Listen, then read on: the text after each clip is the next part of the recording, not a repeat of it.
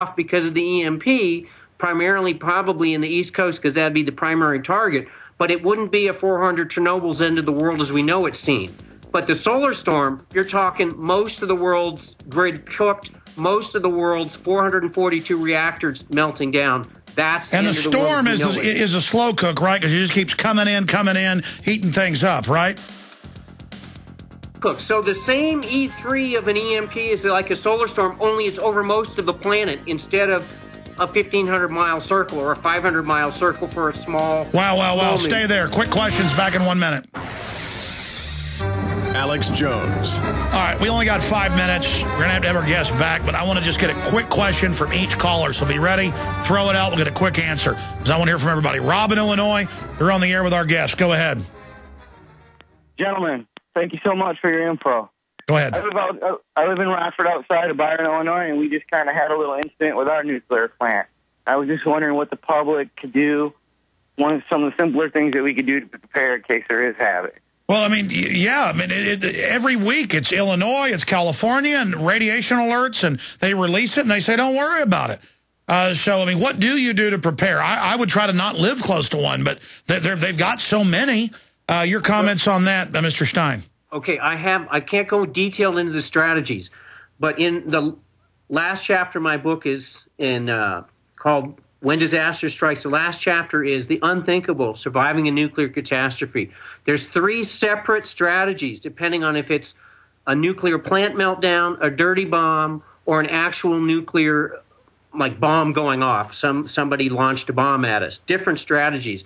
But the thing you want to do right now is I take modafillin every day, which is a seaweed extract that chelates to heavy metals. It's mercuries, leads, and also radioactive heavy metals. So I'm just probably going to take that the rest of my life, provided I have access to it. Because there's already so much heavy metal in the environment, you need it anyways. Well, and the radioactivity comes to you in heavy metal, and it's concentrated in the food chain. When you eat eggs and milk and meat products, you know, every time you go up a level in the food chain, it's more concentrated. So you want to start purging that stuff from your body so you don't end up with the Chernobyl necklace in 20 years where you got thyroid cancer or you get some plutonium lodged in your lung and you got lung cancer. So that, I hope I've answered your question. Absolutely. Great point. I totally agree with that. I've started the seaweed for the last year. Really giving me a lot of energy. Let's go to Ben in Indiana. Ben, you're on the air. Go ahead. Thanks, guys. I was basically going to ask the same types of questions. What can we do to, one, prepare our home? And obviously, I understand taking the seaweed. I think the big thing is warn people politically so that we can force movement by corporations and government for self-preservation. I think that's what Ben's, the last, or this caller was bringing up, Mr. Stein. Yeah. You want to work on your personal level, your preparedness, your ability to understand the situation when it's chaotic, to figure out what's going on so you can do the right strategy, to have the materials on hand ahead of time for your self-reliance. You want to work on a community level, the transition community, transition town, which is towns to become more resilient and more self-reliant so they can deal with changes in energy production. And that's happening everywhere, and a lot of highly educated people have been moving to the countryside, and you find these communities all over the place. Pappy in Illinois, quick question for our guest. Go ahead, Pappy. I want to stay mobile. How do I make my garage a Faraday cage? Go. Well, you don't need a lot of metal to be a Faraday cage. But the thing is that the EMP tests show, unless it's a super optimized, like super EMP weapon, if your car's not running at the time of an EMP, meaning it's in your garage, chances are 99 out of 100 it's going to be fine. The problem is the grid's going to collapse, not that your car's not going to work. Now, if you want to be really sure about EMPs, you can take garbage cans and throw electronic devices in garbage cans. And if you want to be really sure, you do a double Faraday cage where you take your device, put a garbage bag around it, wrap it in aluminum foil, put another garbage bag around it, and then stuff some of those in a galvanized garbage can. And that will be... But everybody, again, is worried about themselves personally. The grid, folks, is what is super long wires and is what's going to pick up and intensify this, and that's where you're going to have the problem. And it's not just the grid. It's any digital control system that runs all of our factories, pollution plants, power plants, refineries, everything. They have massive runs of Ethernet wire that connects all the devices together. That stuff cooks in an EMP. Most of your personal electronics in your home, turns out, will be okay. It's the infrastructure. The bigger picture that's the problem. It's the infrastructure. Great job, sir. Look forward to having you back soon. Another powerful guest coming up. Well, I can't think of a more intense subject than geomagnetic storms, EMP, and nuclear Armageddon. And that's basically what the federal government's own studies say could happen if a big storm, solar storm, like we've seen the last 100 or so years, hits with all these wires we've got strung up. It's just amazing to see all of this going on. But don't worry, Desert News reports UN leaders consider world tax to fund social protection services, but to protect people from the UN forces themselves. That's what's going to happen. Kurt Nimmo came in with this story that is at Infowars.com right now. FBI enlists internet cafe owners to spy on customers. I mean, you already know about the hot dog seller people turning into spies at the football games. And this is at all the football games. I mean, again, my dad, who's a dentist, has been approached to spy on his patients, which is, of course, a violation of the Hippocratic Oath, even if they don't have you give that anymore. And he thought it was just him and talked to other dentists, and it's happened to everybody. And, of course, it's in the news they're doing that. Everyone's a spy. And the message is trust no one but government. And then a lot of people kind of feel like they've been promoted. You mean Homeland Security wants me as a person selling you a Coca-Cola and a hot dog to, what are you supposed to do? Like when there's a big line, you're like, I'd like a hot dog and a bottle of water and a popcorn. Oh, really? Where are you going? What you doing? I mean, because that's what they do now when you check in at a hotel or get a rent car or a bank account, and it's Homeland Security, Patriot Act compliance. And it's on record. And so when somebody starts asking me 20 questions, I'm like, I don't have a criminal record. And you're sitting there asking me these questions. I'm checking in at your hotel. I'm getting this rental car. This is all part of destroying our society. And they start going, oh, really? It is? Oh, and why are you here in town? Oh, there's not a reason you don't want to tell me, is there? I'm like, I don't know. Tell me about, I've actually done this. Tell me what you had for lunch today. Tell me about you. How do I know you aren't doing something wrong? So a lot of people that work at hotels rob people's rooms. How do I know you're not a criminal? I want to talk to your manager. It's always, oh, we're sorry. Oh, you mean I'm not just going to roll over and cower to you? It's like when a cop pulls me over. What's in the car? What's in that glass? Oh, water. Mind if I look at it? You can see it right there. And I'm like, how about I come search your car? Oh, I know, it's ridiculous. I'm the one under suspicion. I'm the bad man. I get it. I'm guilty until proven slave. I'm guilty until I'm bullied into totally being your minion. I'm here to be taught I'm the little man, you're the big man. I'm here to live in a third world country. I got it. I don't know if you got it. I mean, I've watched TSA myself. I've watched videos on the news, walking up to people, bugging their eyes out, acting tough as they, like, grab on some old woman's body parts. And you're just like, how could you do this all day? But it's people who have crushed little egos, and it's the feeling of power.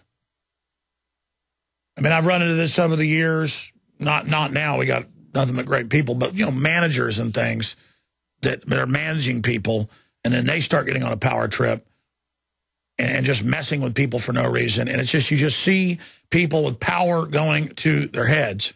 And big government gives people that window, that venue, that opportunity. And so that's why there's this mass hoax everywhere that terrorists are hiding in your closet, that they're behind the trash can outside. And it's similar to the movie Jaws. When the first Jaws came out, this has been widely reported, they saw record numbers of people not getting in the water at beaches, and even less numbers of people at beaches. They saw people afraid to go in the water. And, I mean, I can't tell you how many times I've been there with family. And I'm like, been in the Caribbean. I'm like, let's swim the 800 yards from this peninsula. Some cases more than 800 yards, maybe one way. One time we swam about, it was probably a mile and a half just to get there. And it was to a big shipwreck we'd seen driving in on the island of Roatan. There was a modern shipwreck, like I'd been there about 50 years or so. But part of the ship was still up. And I said, it was a river coming out. And that's exactly where you do see sharks. I was wanting to see some, because 99% of the time they're not going to bother you. I mean, you walk around in downtown with big buses and cars going by. That kills, hundreds of thousands, millions globally every year. And you're not like, oh, my gosh, a Lincoln, town car. Ugh. I guess if you painted like big teeth on it, it would be scary. I mean, I drive down, country roads with cars going 70 miles an hour every day, 6 inches from my car. 18-wheelers will come over sometimes, and if I didn't pull over on the shoulder a little bit, they'd kill me. I'm going 65, they're going 65. That'd be a 130-mile-an-hour accident. We'd all be dead. But I just drive down that road, so people are like, you with nothing but goggles and in fact, we were at this resort with people laying around on the beach, and most of them wouldn't go out more than about 100 yards to swim around, see some of the coral and stuff, and go out underneath the bridge. And I'm like, my parents were with me, and my wife's with the kids. I said, we're going to be gone a couple hours. Is that cool? Yeah, we're building sandcastles. And when I came back, they had some of the staff couldn't believe we swam across the river, and it was a big, wide river, and then out to this point to see all that. And they're like, aren't you afraid of sharks? I mean, it's this world where people are just paralyzed with fake fear, with illegitimate, not based in reality, irrational fear. I mean, if I would have seen a tiger shark, which might eat 2 people a year worldwide, it would have been amazing. If I would have, cows kill hundreds of people a year. One almost killed my uncle when he was working on a big ranch because he was putting, tag in the calf's ear, and Black Angus aren't supposed to be that mean, but stomped him pretty bad, knocked most of his teeth out. But my dad got him back in him. The vet I worked for, right after graduation, had almost been killed when he got his degree from A&M, and had been in the hospital, I think something like 6 months with his guts literally stomped out by a cow. I mean, cows kill hundreds of people. Guys, type in number of people killed each year by cows. It's got to be very high. But the point is, you have me getting, you eaten by a shark. Yeah, let's show Chris, one of the producers, being eaten by a shark. We were showing statistically only a few people get eaten by sharks total a year, and that terrorism is a overblown threat. So are shark attacks. Yeah, it's 1 in 3,748,000 that you'd be killed by a shark. And is that over? That's got to be even lower though, because there's like 7 billion people, and you've only got on average what, 5 shark deaths a year, on average. And of course, I think it's like 50 something get bit pretty bad. But I mean, they count. Oh, that's just the U.S. Okay, so you have a 1 in 3 million something chance. But I mean, and most of the shark attacks are a little 5-foot black tip. You step on it, or it thinks your foot's a fish, and pow, hit you on the toe. What is it that's so scary? There is this archetypal image in our minds of things with big black eyes, one-way eyes, and sharp teeth. It's a monster. And it's fun to get scared of it. It is so much fun to be absolutely paralyzed. I mean, I remember we were in Belize one time, just about 4 years ago, and we were, on one of those trips where they take a boat out and you just snorkel, because half the time, why even get tanks if you're only in 20 feet of water, 15 feet of water? And this big, beautiful nurse shark comes up, gigantic. I mean, I didn't even know they got up to like 10 feet. And it was black with gray spots all over it. Everyone goes, ah! There were all these pelicans eating. They were feeding the fish. There were all these stingrays. And everybody's like, ah, running onto the boat. And my wife and I are still sitting there while the shark goes around, and the people on the boat are like, no,